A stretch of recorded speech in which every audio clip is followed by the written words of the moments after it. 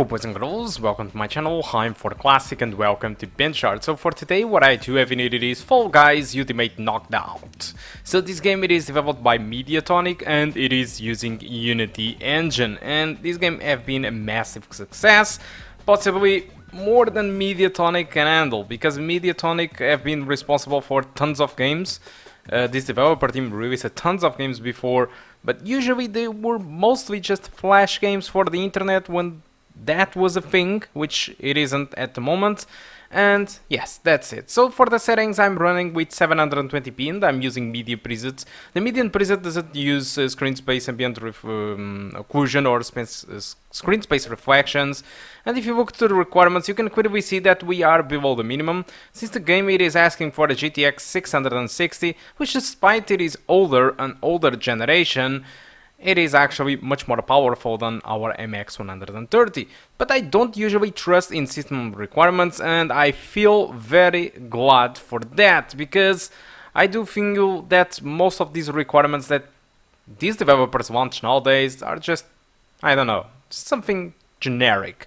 So with 720p I did test the game with low, medium and high settings, which is the maximum, and the medium and the low settings were entirely locked to 60 frames per second, while the high settings it was pretty much between the 40s and the 60 frames per second. My recommendation it is to stick with the low or medium. So upgrading to 900p, the low settings was above 60 frames per second all the time, the medium settings started to have some drops here and there, and the high settings was having drops below 30 frames per second. So since the high settings was having drops with below 30 frames per second, at 1080p I have only tested the low and medium, and both of these two settings at 1080p delivered frame rates above 30s.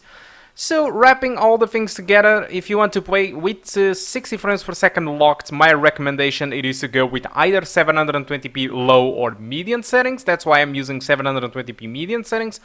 All the rest of the settings, aside from 900p high settings or 1080p high settings, all these settings aside from these two will deliver an experience above 30. So you just need to choose what you feel that it is better for you. But honestly, Fall Guys it is not about the graphics, it is about the fun. Playing on low, medium and high or high doesn't add too much stuff. For example, from low to medium you have higher distance on the shadows, you have anti-aliasing, and you have better textures overall.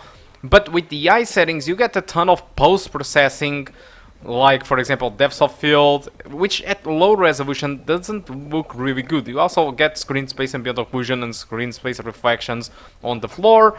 But again, Fall Guy it is a game not about the graphics, and despite it is entirely multiplayer, this is highly competitive game, alright?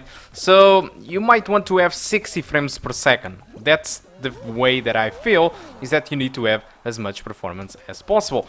Also, consoles, I mean PS4 at the moment runs the game at 30 frames per second, so you are having a big advantage over here playing at 60. Because if the graphics of this game did really matter at first, I mean shadows and stuff like that, because you could spot an enemy at a distance or stuff like that, well, probably we would use higher settings. But this game, I mean, graphics, it isn't going to affect anything. And whatever if you play with low or medium or even high, the game looks good enough in all these settings.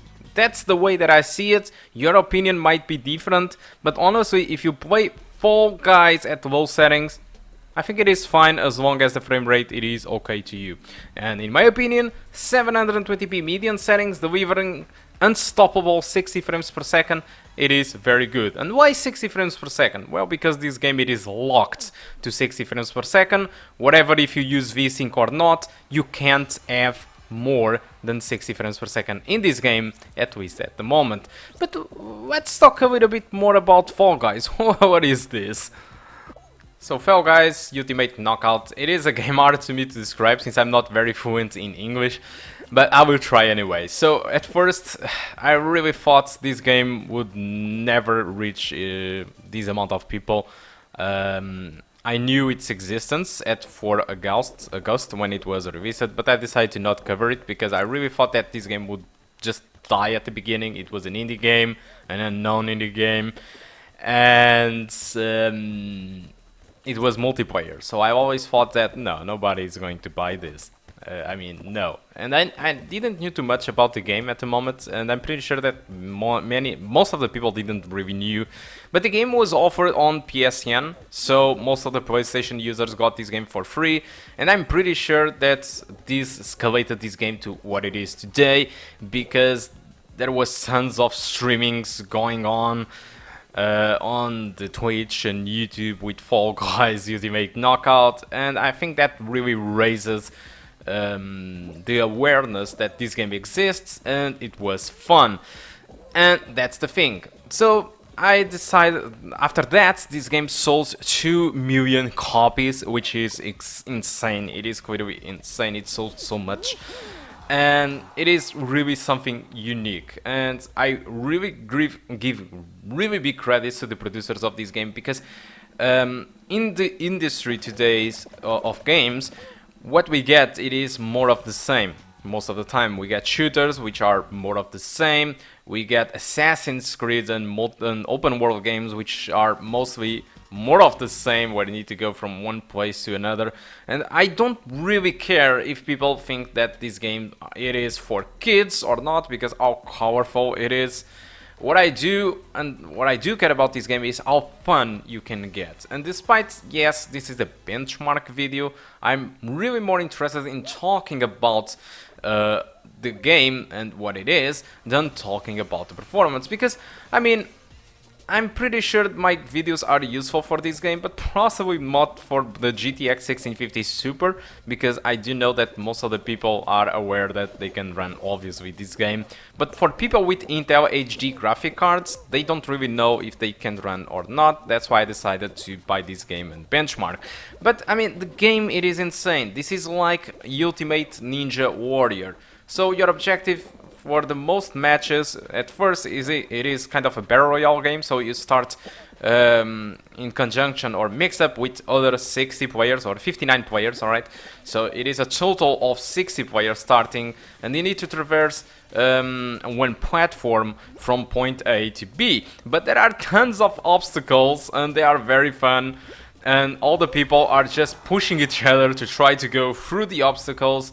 And for example, the first 40 to reach the destination gets qualified to the next round, while the others are just disqualified and they can exit the game and start a new match. So yeah, it is kind of a battle royale, but inside a Ultimate Ninja Warrior event. Alright, this game have a lot of type of mini games. I'm not really sure how many. I'm pretty sure this is specified on Steam page, but I don't really know. And it is a very cheap game, so you can get this game for 20 euros. So I don't think it is expensive. It is very, very inexpensive game. And yes, if it would be free to play, it would be better. But it is 20 euros, and you still have microtransactions. But microtransactions on this game are just pretty much cosmetic stuff. And you can get tons of cosmetics by just playing the game normally. Because, for example, usually this game have 25...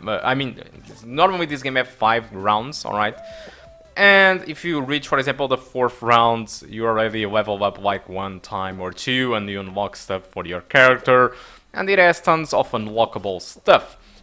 So it's pretty easy to get there. It's pretty easy to unlock stuff. I'm pretty sure that will be, and there will be exclusive stuff for people that does pay. Alright, for the season passes and stuff like that.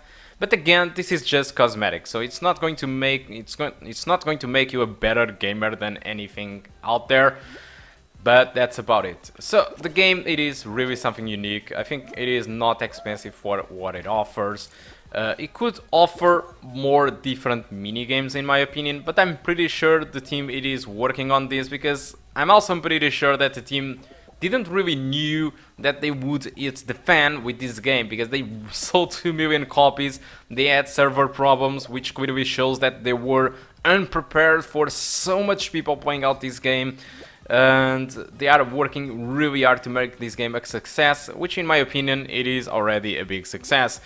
But again, this game have tons of mini games, but still they could add more in the future. So they are using this game as seasons, just like it works for Fortnite, just like it works for Call of Duty Warzone or for Rocket League. So each season, I'm pretty sure they will add more type of matches, they will add more stuff that you can do in the events, in the rounds, and they will add obviously more cosmetics and more season passes for people to spend money into it, which I'm not really interested, but I'm very interested in more matches. Also, you can play this with your friends, which is good.